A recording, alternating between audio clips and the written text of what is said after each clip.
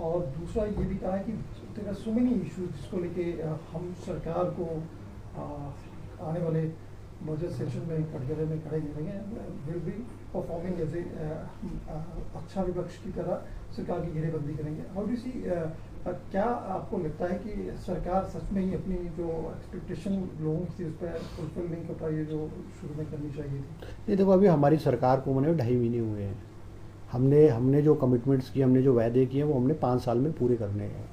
हमने सबसे पहला जो वायदा किया था हिमाचल प्रदेश के 1,35,000 कर्मचारियों से जो ओपीएस वाला था, हमने इशू कर दिया है।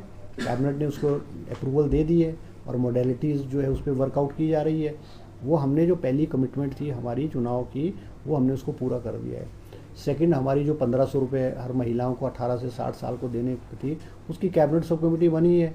वो कैबिनेट सब कमेटी उसमें वर्क कर रही है और डिटेल्ड रिपोर्ट जो भी उसमें आएगी वो जो कैबिनेट में आएगी, कैबिनेट के अप्रूवल के बाद जो it will discuss and it will be finalise. तीसरी हमारी जो थी कि भाई एम्प्लॉयमेंट, हमने रोज़गार हिमाचल प्रदेश में 1 लाख लोगों को रोज़गार देना है। वो कैबिनेट सब कमेटी की मैंने मीटिंग बुलाई थी और हमने उसकी कैबिनेट सब कमेटी की मीटिंग हुई है। उसमें हमने डिटेल्ड उसमें मांगी है और उसमें डिपार्टमेंट ने अभी तक उसका रिप्लाई फाइल नहीं किया है, मैंने फाइंड आउट किया है। तो we are working on it और जो जो हमने वायदे किए हैं हम उनको जो है वो पूरा करेंगे। अब जयराम जी, माननीय हमारे पूर्व मुख्यमंत्री, विपक्ष के नेता, वो अब उनका काम तो आलोचना करना ही है। अब विपक्ष ने भी तो अपनी भूमिका निभानी है ना। अब विपक्ष कोई कांग्रेस की तारीफ या सरकार की तारीफ थोड़ी करेगी, वो उनका काम है।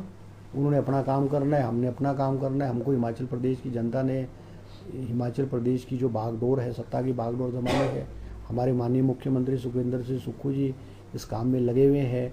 अभी उन्होंने जो अनाथ बच्चे हैं वो सुखाश्रय योजना जो है अनाथ हिमाचल प्रदेश के अनाथ बच्चों के लिए, विधवाओं के लिए, एकल नारी के लिए जो है वो एक स्कीम लाई है, सराहनीय लो है और इंटरनेशनल और नेशनल लेवल पे इस स्कीम की सराहना की जा रही है।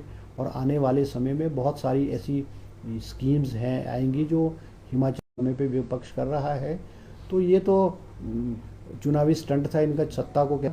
आप 4.5 साल आप काम नहीं कर रहे हो और आखिरी 6 महीनों में आप धड़ाधड़ इंस्टीट्यूशन 900 इंस्टीट्यूशन खोल रहे हो without any budgetary provision, without any financial sanction, without any fulfilling the parameters of the institution आप खोल रहे हो। तो जो सरकार सत्ता में आएगी उस पर पुनर्विचार करेगी और जो इंस्टीट्यूशंस पैरामीटर पे नहीं है वो बंद किए गए हैं।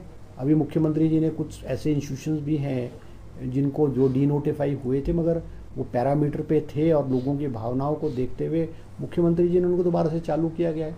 तो एवरी इंस्टीट्यूशन की जो स्क्रूटनी होगी और जो पैरामीटर पे बैठेंगे उनको दोबारा से जो है ये सरकार उनको खोलेगी।